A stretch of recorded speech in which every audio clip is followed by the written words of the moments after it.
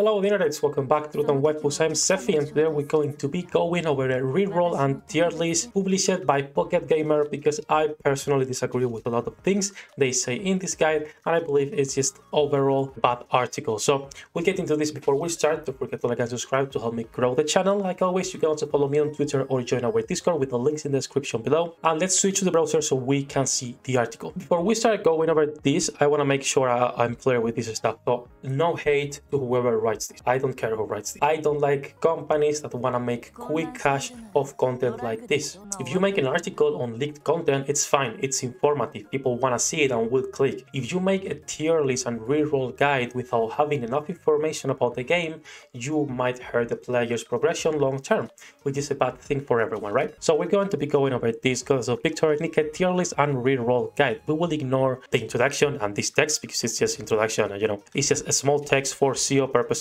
Get some other links because they have more tier lists, which I will not comment because I haven't played Alice Fiction or AFK Arena. So we'll go directly to S plus tier and we'll make our way from S to A because the rest of the tiers doesn't really matter that much. And this is the first thing that got me a little bit tilted because they say S plus tier is going to be Scarlet, Ludmilla and Litter. And then they explain this, at the very top of the NIKKE tier list, we have Scarlet, Ludmilla and Litter, three of the most powerful characters currently available for PvE. While Scarlet is the top unit, she's also rather high risk, high reward type of unit.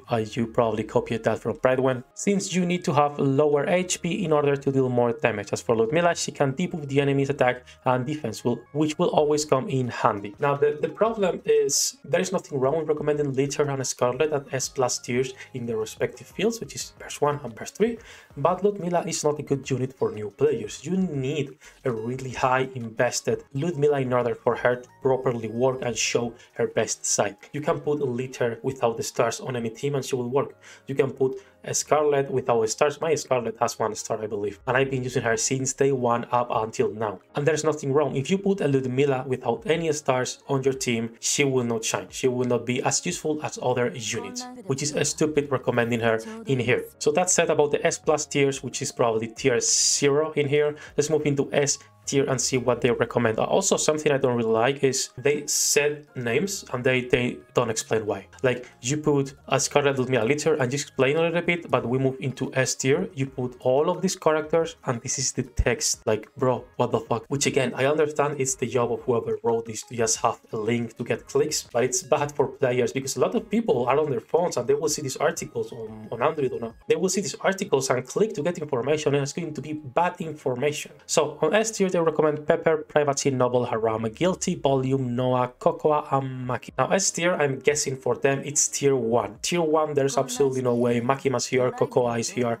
Noah is here, Volume is here. So you cannot put Haram and Guilty, how much utility and usefulness they have, like Pepper and even Privacy, and then put on the same tier Noah, Cocoa, and Makima because they just can't provide the same value, right? And my issue is again, first, no research to make this tier list, and also not only not research, but you don't explain why they should be here.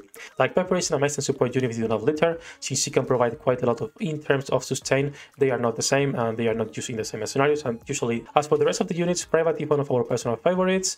She's really good waifu. And then they also talk about Haram. And where is the rest? Like, why is Guilty here? Why is Novel, Volume, Noah, Cocoa, Makima here? And that's my issue with this tier list, which is once again nothing but bullshit and quick articles to get clicks. So we gotta go to A tier.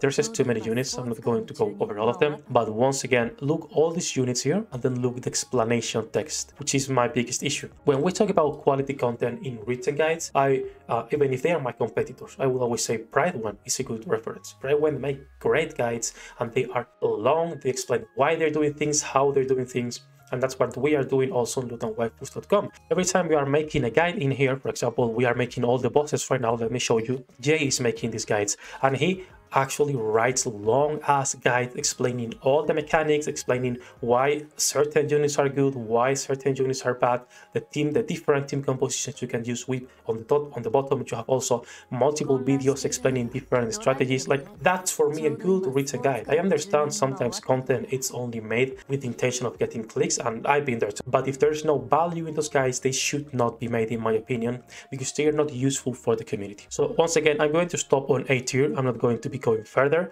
because it's not worth it. Like, with all these units and only these text in here, I'm not going to even be reading this. But yeah, I just wanted to make like a quick video going over that tier list because I don't think it's good. No hate to PocketGamer. If they were to release good guides, I would say it. Pride One has good guides. NIKKE.gg has good guides. Loot and Waifus is the upcoming challenger and we have great guides. But when there's a bad content, we need to go over it. I always say the same thing, but we need to call out bad things in order for them to be improved. Even if there's only a small chance that they see my channel because I'm a small guy, right? But if they were to see it and then make better guides, that's cool. That's better for everyone. So yeah, let me know what you think about this type of content, this type of guides. Tomorrow, guys, you will have probably the guide for Biscuit. She's actually pretty unique, I will say. Like, she's not a must pull by any means, so don't be expecting oh, you need to pull for Biscuit. No, she's replaceable. You can cheese some content. In fact, I cheesed some content on chapter 20 and I progressed, but when I got stuck, my best team and my Biscuit team, with her a little bit invested and all T9 gear, wasn't able to progress with Makimat was. So you'll see tomorrow the guide, the full guide. We'll have to write first the written version, then we'll make the video. Like always, guys, if videos are useful, don't forget to like and subscribe to help me grow the channel, and see you on the next one.